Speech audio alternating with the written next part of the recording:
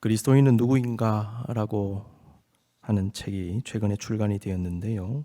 영어 원문 제목은 Sources of the Christian Self라는 책입니다. 제임스 M. 휴스턴이라는 분 그리고 젠스 질머만이라고 하는 분이 편집한 책입니다. 성경과 교회 역사 속에 나타난 그리스도인의 정체성에 대한 다양한 학자들의 글들을 모아서 편집했습니다. 이 책을 편집한 두 학자가 다음과 같이 말했습니다. 오늘날에도 학자들은 예수님의 정체성을 가지고 씨름하지만 예수님을 이해하려면 예수님의 제자로 살면서 그분과 동일시하고자 한 초기 그리스도인들의 평생의 과정을 이해해야 한다는 매우 중요한 연결고리를 종종 놓친다. 자신들의 연구 자체가 그 그리스도인들이 남긴 증언에 기초하고 있음에도 말이다. 그리스도를 알기 위해서는 성경에 나타난 그리스도 자체에 대한 기록이 매우 중요합니다. 그와 함께 그리스도를 본받기 위해 노력한 그리스도인들의 모습을 담은 말씀도 중요합니다. 왜냐하면 그들의 모습을 통해서도 그리스도를 발견할 수 있기 때문입니다. 마찬가지로 성령의 역사를 알기 위해서는 요한복음 14장에서 16장의 내용, 이런 예수님의 직접적인 말씀의 내용도 중요하지만 성령을 받은 사람들의 모습에 대한 말씀도 놓칠 수가 없습니다. 지난 시간에 우리는 성령 강림에 대한 예수님의 예언의 말씀에 초점을 두면서 예루살렘과 성령의 관계를 묵상해 보았습니다. 오늘은 계속해서 오순절 성령 강림 전에 주셨던 주님의 말씀, 그리고 성령을 기다리던 제자들의 모습을 묵상하며 우리에게 주시는 주님의 말씀을 깨닫고 그 메시지를 깨닫고 우리 삶에 적용해 보기를 원합니다.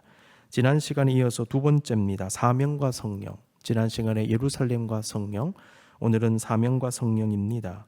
첫 번째로 들어가서 떠나지 말고 기다리라는 메시지를 발견합니다. 예수님은 누가복음 24장 47절에서 49절 말씀에서 다음과 같이 말씀하셨습니다. 또 그의 이름으로 죄사함을 받게 하는 회개가 예루살렘에서 시작하여 모든 족속에게 전파될 것이 기록되었으니 너희는 이 모든 일의 증인이라. 볼지어다 내가 내 아버지께서 약속하신 것을 너희에게 보내리니 너희는 위로부터 능력으로 입혀질 때까지 이 성에 머물라 하시니라. 예수님은 내 아버지께서 약속하신 것, 다시 말해서 성령을 받을 때까지 이 성, 어딥니까? 예루살렘에 머물라 하셨습니다. 예수님은 제자들을 예루살렘으로 보내시면서 사역을 바로 시작해라, 이렇게 말씀하시지 않으셨습니다. 이 성에 머물라 하신 예수님은요, 예루살렘을 떠나지 말라, 그리고 성령을 기다리라고 하셨지요. 여러분, 예루살렘은 예수님께서 구원을 성취하심으로 영적 승리를 이룬 곳이다 말씀드렸습니다. 그런데 핍박이 있기 때문에 들어가기 어려운 곳이었습니다. 동시에 들어갔다 하더라도 빨리 떠나고 싶은 곳이었을 것입니다. 그런데 예수님은 예루살렘으로 가라고 하셨습니다. 동시에 거기서 떠나지 말라고 하셨습니다. 이유는 성령의 임재 때문입니다. 성령님은 이제 곧 시작될 교회의 형성과 복음 전파의 필수적인 요소였습니다. 그래서 오직 성령이 너희에게 임하시면이라고 사도행전 1장 8절에서 말씀하고 있습니다. 주님은 우리에게도 중요한 뜻을 이루기 위하여 갖추어야 하는 상황을 만드시기 위하여 그리고 꼭 필요한 것들을 공급하시기 위해 우리의 예루살렘으로 들어가라고 하시고 우리의 예루살렘을 떠나지 말고 그곳에서 일정 기간 기다리라고 하실 때가 있습니다. 우리의 삶의 주인 되시는 주님은 우리의 인생길에서 가라고도 하시고요, 서라고도 하시고요, 떠나지 말라고도 하시고 거기에 기다리라고도 하십니다. 어떤 때는 방향을 트십니다. 길을 막기도 하십니다. 다른 길로 가게도 하십니다.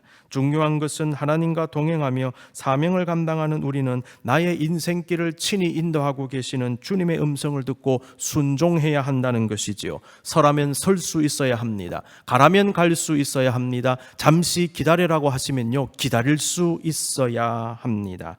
하나님은 지금 여러분에게 무엇이라고 말씀하십니까? 둘째로 증인이 되리라 하셨습니다. 제자들의 사명은 증인되는 것이었구나 발견하게 됩니다. 제자들의 사명은 부활하신 예수 그리스도와 그분의 말씀을 증언하는 것이었습니다. 여러분, 이것은요 전도와 선교의 핵심입니다. 예수님을 증거하지 않는 선교와 전도는 없습니다. 그냥 가서 불쌍한 분 도와드리고 배고픈 분 먹여드리고 필요한 물질을 전해드리면 그것이 선교입니까? 그것은요 구제봉사지 선교는 아니에요. 거기에서 반드시 예수님이 선포되어야 선교가 되는 것입니다. 증인이라고 번역된 헬라어를 보면 마르투레스인데 이것의 원형은 마르투스라는 단어입니다. 그런데 이 마르투스라는 단어에 순교자라는 뜻이 담겨져 있습니다. 순교자라는 뜻의 영어 단어 martyr잖아요. 순교, martyrdom. 순교자, 마터리 마르투스에서 나왔습니다. 자, 이렇게 보았을 때 성령 받아 예수님 증거하는 그 증인들은요 순교에까지 갈 수 있는 사람들이구나 하는 것을 발견하게 되는 것입니다. 예수님은 되리라 하셨습니다. 되라라고 얘기하지 않으셨습니다. 왜 그랬을까요? 너는 증인이 되라 하실 수 있잖아요. 그런데 예수님은 증인이 되리라 하셨거든요. 미묘한 차이가 있습니다. 되리라는 말씀 속에는 내 힘과 의지가 아니라 하나님에 의해서 될 것이라는 메시지가 녹아 있어요. 되리라.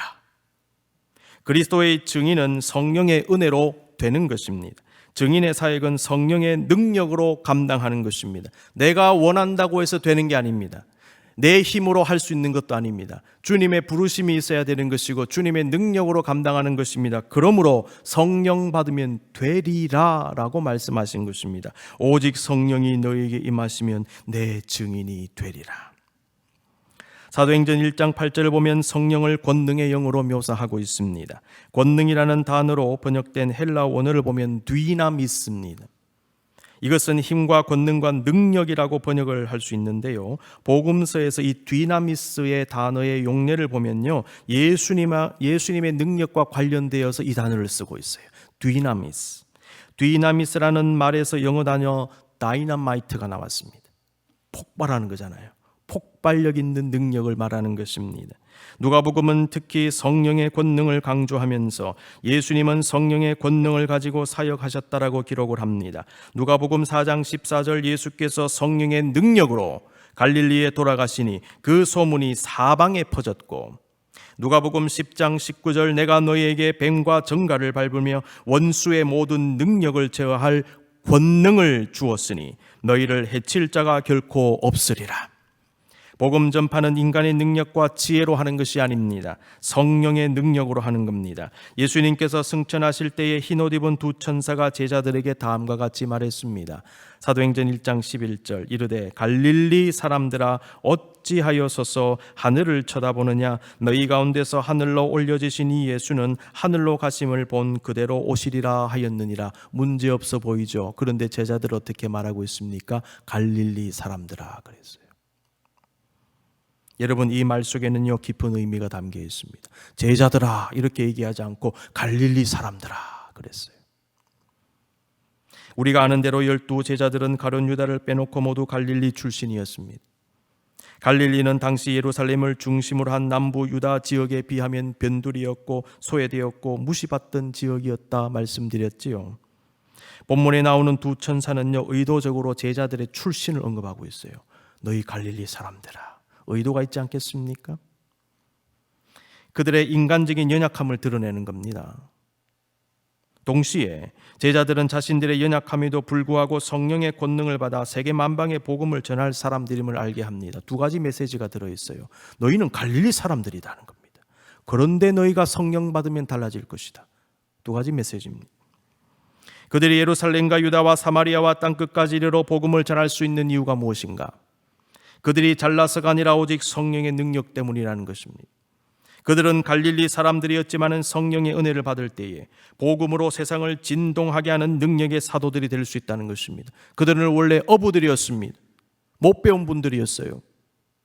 객관적으로 보면 아무런 어떤 대단한 일을 감당할 수 없게 여겨지는 분들 아닙니까? 갈릴리 사람들아, 고기 잡전 분들아, 그런데 너희가 성령 받으면 달라질 것이다. 그 메시지죠. 천사들은 제자들의 인간적 실존을 알게 하면서 그 실존을 극복할 수 있는 성령의 역사를 깊이 인식하게 한 것입니다. 여러분 잘 아시는 독립운동가 안중근 의사가 있습니다. 여러분 저 사진을 보면요, 이분의 왼손 약지 첫 번째 마디가 잘려진 것입니다. 독립운동의 결의를 다지기 위해서 동지들과 함께 약지 첫 번째 마디를 자르고 결의를 다졌어요. 그리고 이분이 글을 쓰거나 작품을 쓸 때에 손도장을 찍는데 그대로 이렇게 찍으니까 한 마디가 잘려진 채로 찍혀진 겁니다. 이게 안중근 의사의 상징이죠. 안중근 의사는 1909년 10월 26일 중국 하얼빈에서 조선 통감이었던 이또 히로부미를 사살합니다. 그리고 체포되어서 만주의 여순 감옥, 본토 발음으로 리순 감옥에서 옥살이를 하는 동안 57점 이상의 한문 휘호를 남겼습니다. 이 휘호라는 말은 붓을 휘두르다 라는 말로 직역이 되는데 글을 쓰거나 그림을 그리는 걸 얘기하는 거죠. 감옥에서 이 휘호를 남깁니다. 안중근 의사는 특히 배움을 강조했는데 이 휘호들 가운데 배움을 강조한 글이 하나 있어서 소개합니다. 여러분 잘 아시는 일일 부독서 구중생형극이라는 글이지요. 하루라도 책을 읽지 않으면 입에 가시가 돋는다. 이게 유명한 안중근 의사의 말인데 이게 여순 감옥에서 쓴 글입니다. 배움을 강조한 안중근 의사는요, 인격도 강조했어요.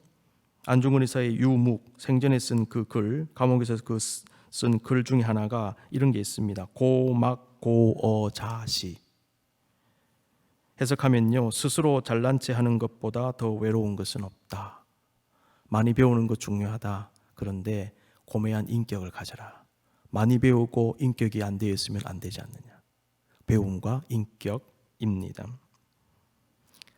특히 여러분 겸손은요, 성숙한 인격의 대표적인 모습이지요. 잘난 체 하지 말라는 겁니다. 본문에 기록된 성령의 역사를 이해하는 사람은 자신이 어떤 지위와 힘과 지식을 가지고 있다 하더라도 하나님 앞에서 결코 잘난 체 할 수 없습니다. 성령 역사의 속성을 이해하는 사람은 그렇습니다. 제자들이 왜 성령을 기다렸느냐? 자기들 힘으로 안 되기 때문이에요. 주님 앞에 내세울 곳 없기 때문입니다. 그렇구나, 우리는 성령 아니면 못 움직이는 사람들이구나, 잘난 체 할 수 없구나 라는 것입니다. 하나님의 도움이 없으면 안 되는 우리는요, 교만할 수도 자랑할 수도 나를 내세울 수도 없는 것입니다. 갈릴리 사람들인 제자들은 성령의 권능에 의하여 하나님의 위대한 종으로 쓰임받게 된 것입니다.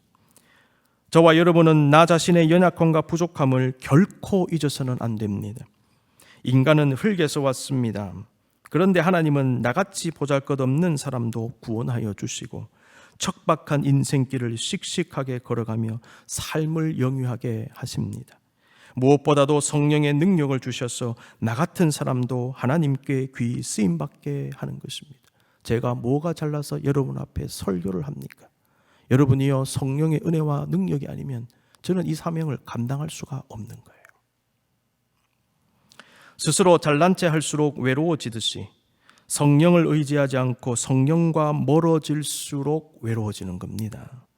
하나님을 인정하지 않을수록 교만할수록 외로워질 수밖에 없습니다.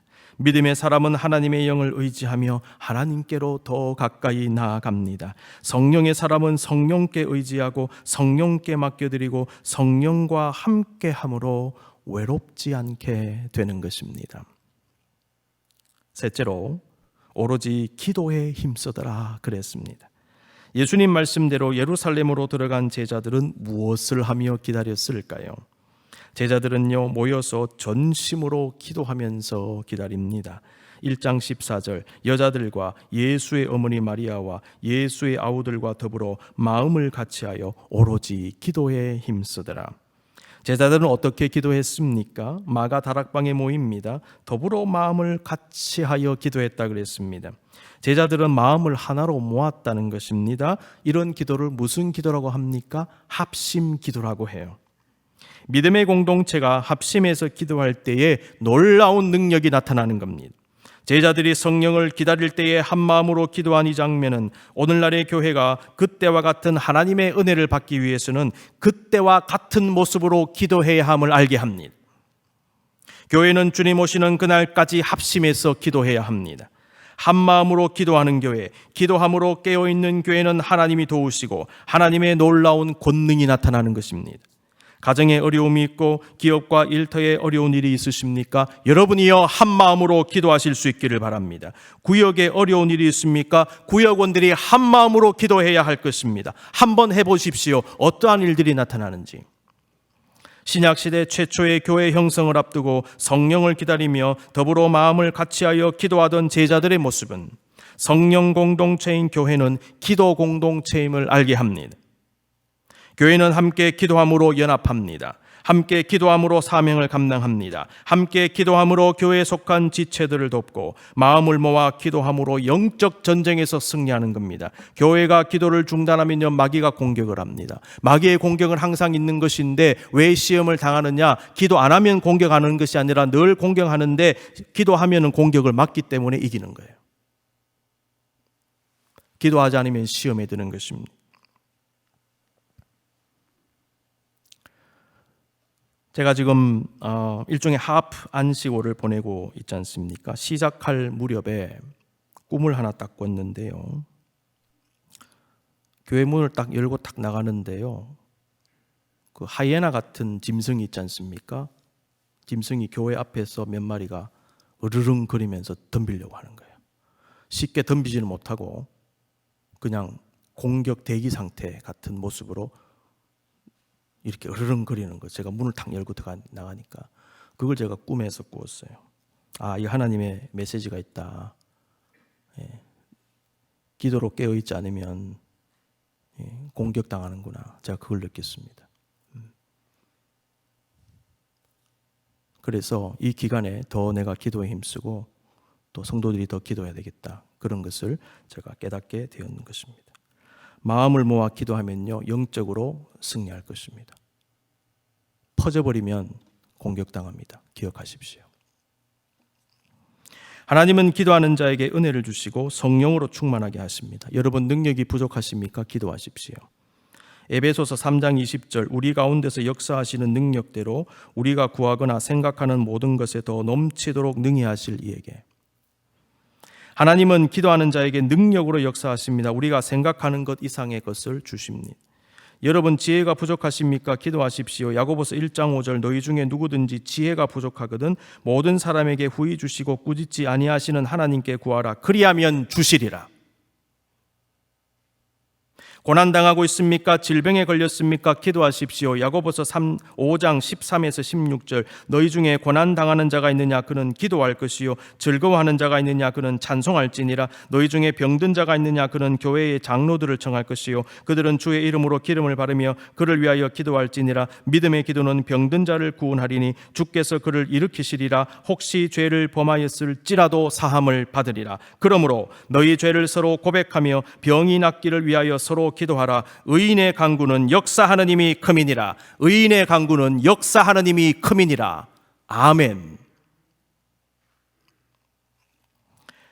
듀크 대학교의 농구부가 굉장히 유명합니다. 듀크 대학교 자체가 명문인데요.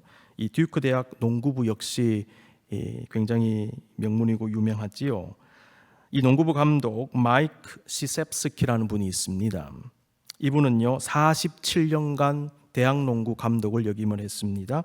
육사 감독 5년, 그 다음에 듀크 대학 감독 42년. 생각해 보십시오. 대학농구팀 감독을 42년을 한 분, 도합 47년을 한 분입니다.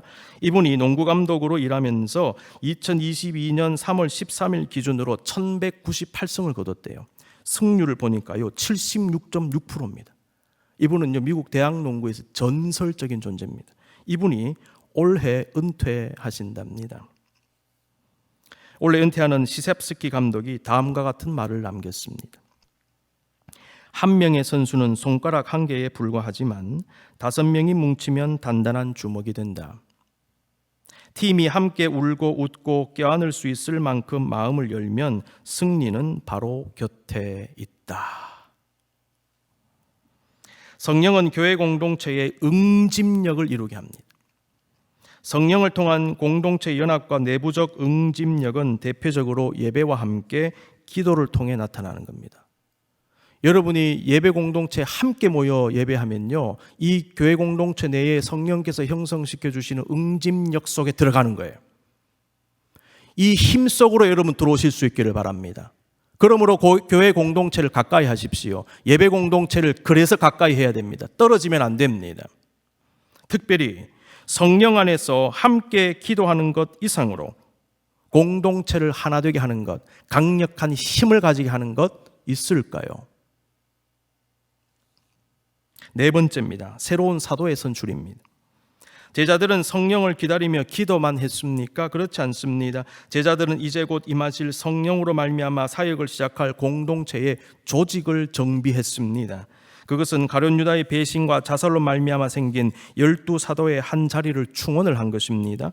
사도행전 1장 15절에서 22절까지는 120명이나 되는 제자들이 마가 다락방에 모여 기도할 때에 베드로가 일어서서 가룟 유다를 대신할 새로운 사도를 뽑아야 한다라고 말하는 장면을 담고 있습니다.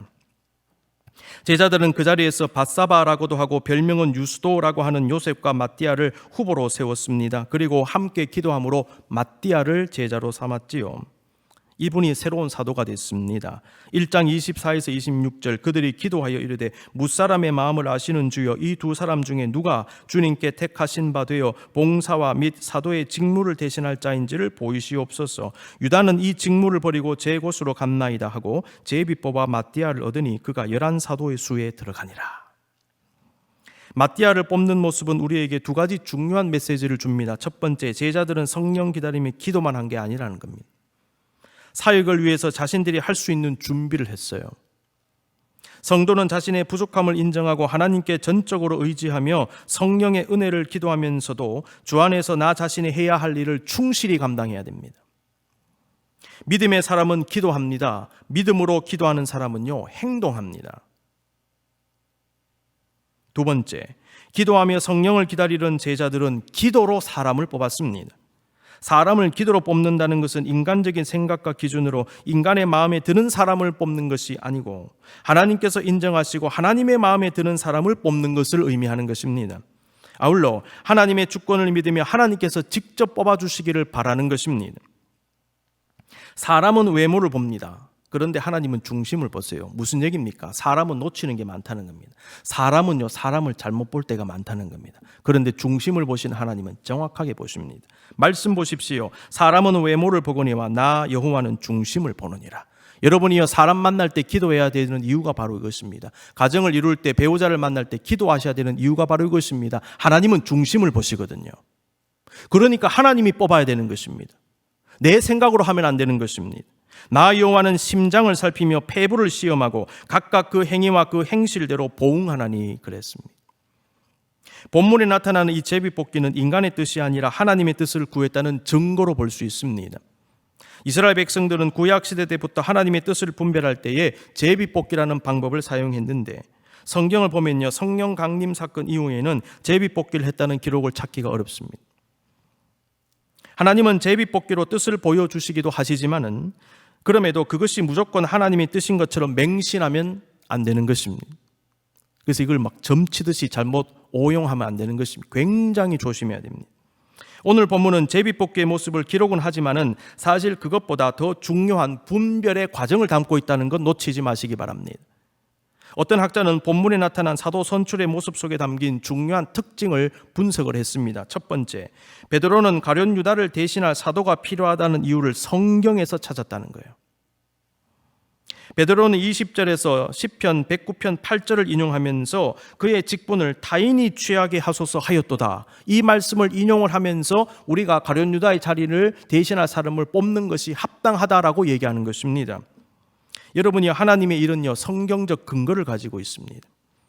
새로운 사도의 선출도 성경에 부합하는 것이었습니다. 우리의 모든 삶이 이와 같아야 합니다. 나의 생각과 판단과 결정과 계획 등 모든 것이 정말 성경 말씀에 맞는 것인지를 확인하고 시작하십시오. 만약 아니라면 여러분 스톱하셔야 됩니다. 내려놓을 수 있어야 합니다. 사람 뽑을 때 성경을 근거로 해서 지금 사도를 뽑았다는 거 이게 원칙입니다. 두 번째, 새로 선출될 사도는요, 제자들이 모두 인정할 수 있는 자격 요건을 갖추어야 한다는 것이 언급이 되어 있어요. 1장 21절 22절입니다. 이러함으로 요한의 세례로부터 우리 가운데서 올려져 가신 날까지 주 예수께서 우리 가운데 출입하실 때에 항상 우리와 함께 다니던 사람 중에 하나를 세워 우리와 더불어 예수께서 부활하심을 증언할 사람이 되게 하여야 하리라 하거늘, 두 가지 원칙이 나옵니다. 첫 번째, 이번에 사도가 될 사람은 예수님의 공생의 3년 동안 예수님과 함께 그리고 다른 12제자와 함께 했던 사람이 되어야 한다. 두 번째, 예수님의 부활을 목격한 사람이어야 한다. 그리고 그 예수님의 부활을 증거할 사람이어야 한다. 이게 조건이에요. 여러분이요, 제자들은요, 무턱대고 제비를 뽑지 않았다는 것입니다. 그들이 세운 후보들은 모두가 동의할 수 있는 합당한 자격 요건을 가지고 있었습니다. 합리적이며 상식에 부합하다고 다 하나님의 뜻이다 이렇게 말할 수는 없죠. 왜냐하면 하나님은 그 모든 것을 초월하시니까, 때때로 초자연적으로 역사하시니까. 그런데 하나님의 뜻은 많은 경우에 누가 봐도 합리적이고 상식에 부합하며 경우에 맞고 타당한 것입니다. 세 번째, 제자들은 공동체 전체에 간절한 기도를 드린 후에 제비를 뽑았습니다. 그들은 제비 뽑기를 가벼이 활용하지 않았습니다. 제자들은 성경에 부합하며 모두가 동의하는 합리적인 자격 조건을 만들고 그 다음에 간절히 기도한 후에 하나님께 전적으로 맡기고 그분의 뜻을 구하는 마음으로 제비를 뽑았다는 것입니다. 그리고 마침내 마띠아를 선출하게 되었습니다. 그러므로 우리의 관심은요, 제비 뽑기 자체가 아니라 그 속에 담긴 의미에 두어야 합니다. 그리고 제자들의 분별의 과정과 요소들을 주목할 수 있어야 합니다. 장석주라는 시인이 있는데요, 이분이 쓴 대추 한 알이라고 하는 시가 있어서 마지막으로 소개하고 말씀을 마무리하겠습니다.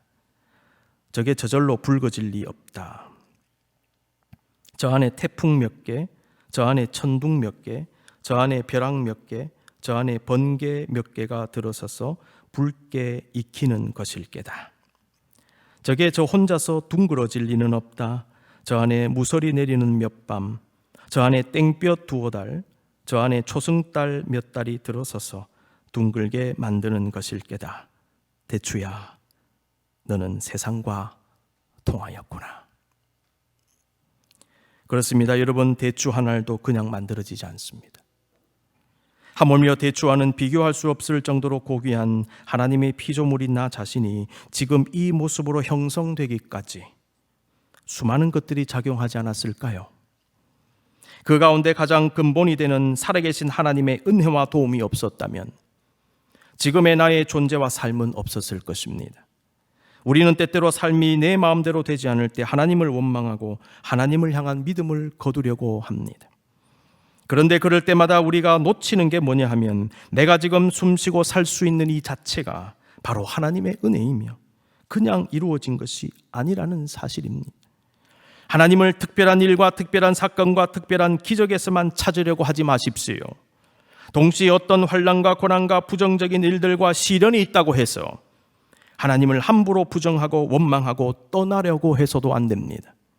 하나님의 존재와 역사는 대단히 긍정적이거나 혹은 대단히 부정적인 사건들을 통해서만 인식되고 가늠할 수 있고 판단할 수 있는 것이 아니라 기본적으로 지금 나의 존재 자체, 지금 나의 심장이 멈추지 않고 뛰고 있다는 이 사실, 나의 폐와 입을 통해 아직도 생명의 호흡이 이루어지고 있다는 이 사실 하나만으로 증명이 되는 것입니다.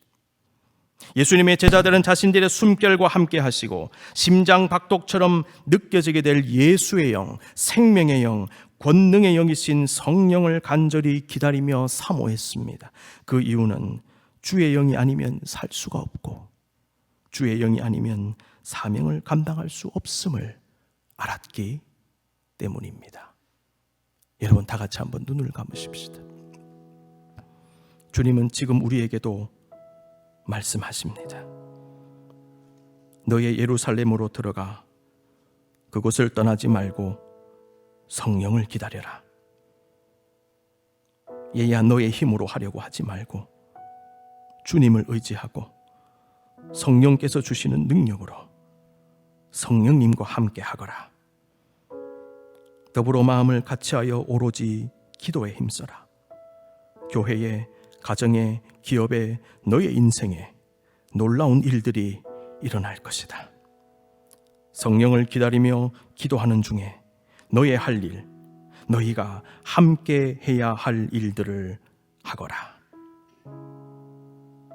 믿음으로 성령을 기다리고 기도하며 행동하는 자들에게 주님은 반드시 역사하십니다.